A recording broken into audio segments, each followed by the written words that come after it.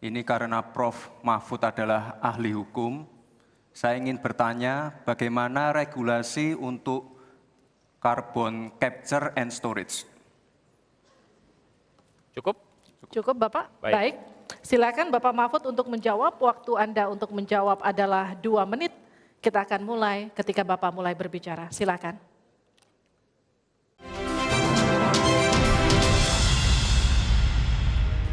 Anda kembali bersama kami di debat kedua calon wakil presiden pemilu 2024. Dan sebelum kita memulai segmen ini, kami mau mengucapkan apresiasi yang setinggi-tingginya kepada semua hadirin yang ada di sini. Suasana cukup kondusif. Kita berharap ini akan terus terjaga karena sesi ini sangat-sangat rentan untuk terpancing. Jadi kita sepakat dulu ya, kita komit dulu ya. Karena di sesi ini, jika sesi sebelumnya pertanyaan disiapkan oleh panelis, maka di sesi ini pertanyaan disampaikan oleh kandidat atau calon wakil presiden kepada calon wakil presiden yang lain. Betul, jawaban pertanyaan akan ditanggapi oleh cawapres penanya dan selanjutnya akan direspon kembali oleh calon wakil presiden yang menjawab. Tapi kami kembali mengingatkan kepada para calon wakil presiden untuk melakukan tanya jawab sesuai dengan tema debat, yakni ekonomi kerakyatan dan digital, keuangan, investasi, pajak, pengelolaan APBN dan APBD, perdagangan, infrastruktur, dan perkotaan. Sebelumnya kami undang Bapak-Bapak calon wakil presiden untuk maju lagi ke podium.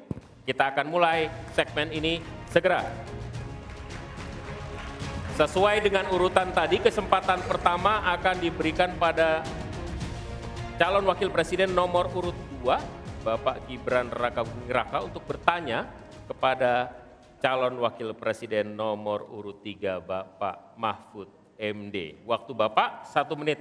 Dimulai dari Anda berbicara. Baik, terima kasih. Ini karena Prof. Mahfud adalah ahli hukum, saya ingin bertanya bagaimana regulasi untuk carbon capture and storage. Cukup? Cukup Bapak? Baik.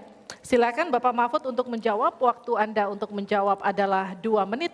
Kita akan mulai ketika Bapak mulai berbicara. Silakan. Baik, Mas Gibran yang terhormat, regulasi itu kalau orang ahli regulasi itu tidak harus spesifik satu persatu itu, kecuali proyek pembuatan regulasi itu sudah ada, ya. Proyek pembuatan regulasi sudah ada. Kita harus buat ini baru dibuat regulasinya bagaimana? Bagaimana cara regulasinya? 1, membuat naskah akademik dulu. Naskah akademiknya apa? Naskah akademik itu kalau mengikuti pola yang sederhana aja, pakai aja kasus RUKTP namanya. Kalau di dalam ilmu perundang-undangan itu, misalnya regulasi yang sudah ada bagaimana, kalau belum ada bagaimana. Kemudian opportunity-nya bagaimana. Kemudian kapasitas lembaganya bagaimana. Kemudian komunikasi publiknya bagaimana.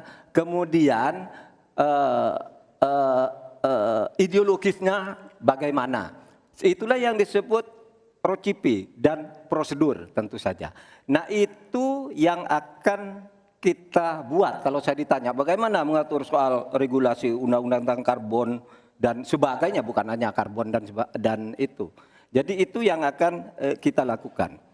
Tetapi sebenarnya ya yang terpenting itu bagi saya apapun yang akan kita bangun itu kan harus ada sistem pengawasan keuangan. Barangkali Mas Gibran sudah tahu atau belum tahu juga karena ini baru. Pada tanggal 9 Desember kemarin itu sudah ada sebuah sistem SIPD namanya, Sistem Informasi Pemerintahan Daerah, yang itu mengaitkan dengan APBN dan sebagainya, sehingga ada pengawasan terhadap uang itu mulai dari perencanaan, pelaksanaan sampai evaluasi dan sebagainya. Nah itu saya kira pedoman utamanya. Selesai. Cukup. Baik. Harap tenang. Masih belum Kita selesai. lanjutkan. Ini masih belum selesai nih. Kami berikan kesempatan kembali kepada Pak Gibran untuk menanggapi. Baik, terima kasih Pak. Kalau masalah SIPD ya tentu saya tahu Pak. Saya kan wali kota Pak. Saya pasti pakai SIPD untuk perencanaan anggaran kami Pak. Tapi kembali lagi ke pertanyaan saya Pak. Pak Prof. Mahfud menjawab 2 menit. Tapi pertanyaan saya belum dijawab sama sekali Pak. Apa regulasinya Pak untuk carbon capture and storage? Simple sekali Pak pertanyaan saya Pak. Mohon dijawab Pak. Dijawab sesuai pertanyaan yang saya tanyakan Pak. Nggak perlu ngambang kemana-mana Pak. Terima kasih. Baik, cukup ya Pak ya. Kita lanjutkan, silakan Pak Mahfud. Jadi begini Mas Gibran, di dalam ilmu hukum, misalnya saya tanya kepada Anda sekarang ya, bagaimana cara membuat aturan tentang antariksa nasional? Anda pasti tidak tahu.